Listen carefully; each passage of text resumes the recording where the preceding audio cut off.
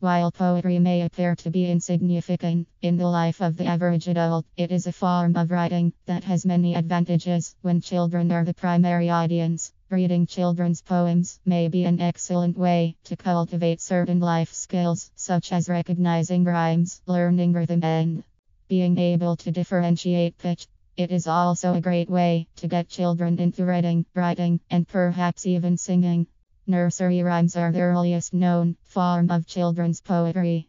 Early nursery rhymes were called lullabies, originally intended to help children fall asleep, hence the name. They were first recorded in the 1700s and have been a part of our children's process ever since. Nursery rhymes developed distinctive melodic lines over the years and were also used as historical references. Baa Baa, Black Sheep referenced the wool tax and the slave trade in mid-18th century Britain. London Bridge is falling down referenced the sacking and pillaging that the Vikings left behind. Ring around the rosy was a light-hearted euphemism for the Black Plague. Nursery rhymes like these were easily memorized and sung because they had simple melodies, rhymed, and were short. Repetition and speech is what children learn from the fastest. Singing, speaking, writing, and reading continuously help children develop language skills. Children with a lot of exposure to reading and speaking tend to have superior language comprehension capabilities and accelerated cognitive development by age 3. Poetry and nursery rhymes can teach all of these skills to a child. Take, for example, the well-known nursery rhyme, Ring Around the Rosie.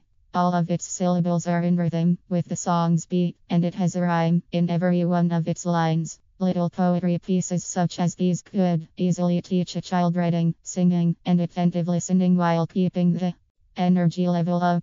Children who are talented at music, reading, and spatial reasoning were most likely raised listening to nursery rhymes and reading poetry.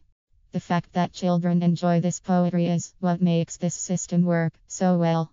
Children's short attention spans are taken into account, resulting in shorter works. Added humorous pictures also provide much needed visual stimulation. A child would most likely be very bored if asked to sit through the reading of an entire novel without any form of music, singing, or visual interpretations. Poetry does a great job at keeping children entertained while providing a means to improving cognitive development. The poetry of Dr. Seuss and Shel Silverstein are excellent works that can do such a thing. For children, a child would easily find a short poem with pictures and rhymes to be much more entertaining than a novel full of dry prose. Poems can be seen as the first step to an educated future. If a child develops a love for poetry, he or she will most likely go on to books and novels. These will in turn lead to better vocabulary, a good writing style, and excellent conversational skills. Gaining an interest in poetry is most likely the easiest way to begin such a lifestyle. But academics aside, there are personal benefits to reap from reading poems. It promotes the use of a child's imagination while keeping them entertained. Research shows that creativity and the use of imagination keep children from social and academic delinquency. Not to mention, creativity has use in application in adulthood, helping one invent creative solutions to problems in life.